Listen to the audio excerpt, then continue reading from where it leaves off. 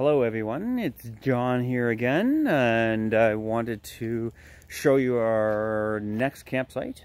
Olga's out with Jaden in a little stroller, getting a little nap in for that little guy, and we're at High Cliff State Park in Wisconsin, and next stop will be down to Chicago, meeting up with a whole bunch of people there. But you know, this is a nice little campsite, lots of trees. We got a car parked here, our trailer over here, the barbecue, nice table. We actually just came up, we didn't book it before, and asked them if they had any spots. They had 2 spots left, and this one was one of them. And you know what, I couldn't ask for a better spot. It's awesome. I wanted to talk about a couple of the obstacles and issues we ran into on this trip so far, just to share some things. So one of the issues we had leaving the last campsite, which should have recorded during the moment because you would have seen the stressful issues. So when we hook up the car to the trailer, we have this whole weight distribution system, which you can kind of see the hitch here. Not just a ball, it has the side things for the sway bar control and weight distribution. I'll probably do a separate video just talking about how all that works and everything like that. So if you want to learn how to jump in a trailer and get it going, you can know the technical aspects of it. But we hooked it up the night before, so we could get going really early and get to this spot because it was a pretty good hike to get over here. And we backed up the car, turned it off, hooked everything up the night before, got it ready to go.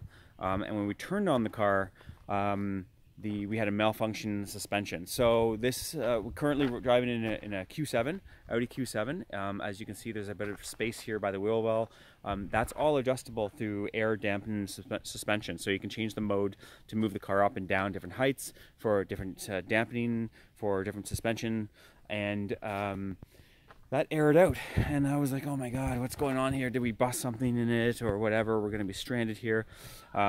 So I disconnected the trailer, which is, you know, time and hassle. Got the car out, drove it around. While driving it, switched between the modes, turned the car off, turned the car back on, and it reset itself and realigned itself. And then we backed the car up and hooked it up while the car was on so that the suspension can adjust as the weight is being put on the car. So, you know, the learning here was that we should always have the car on when we're hooking it up so that the power is going to the suspension and it can adjust. So, you know, I don't know if that's just a Q7 thing or any vehicle that has that air dampening suspension, but something to keep in mind if you're going to be hooking up things. And for a second we thought we were going to have to leave the trailer there, take the car into some dealership. But luckily we got through that and we got here and everything was fine. Just took a little extra time and, you know, wasted the night before hooking everything up when we could have just done it in the morning. The other thing that we ran into when we left Pinery in Ontario was that we had a weird rubbing in the rear tire.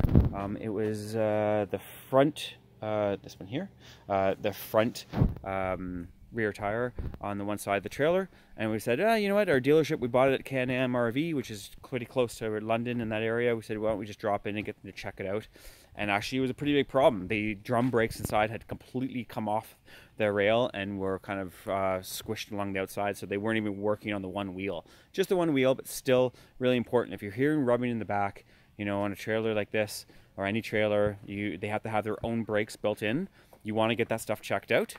So we took it in, they fixed that stuff up, delayed us a little bit on our trek, but we got going, and now the brakes couldn't be more aligned. They aligned them all, adjusted them because there's 4 different brakes and they all have to be tuned to our brake controller in the car.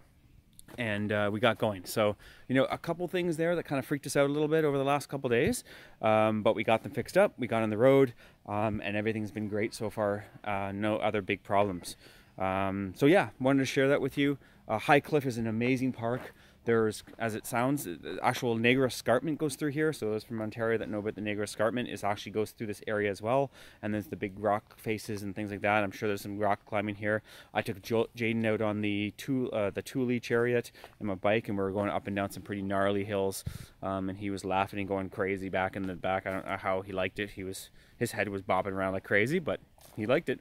And so yeah, really good park. If anyone's ever in this area, please check it out. It's definitely worth it. There's a big watchtower, there's a beach, there's all sorts of stuff.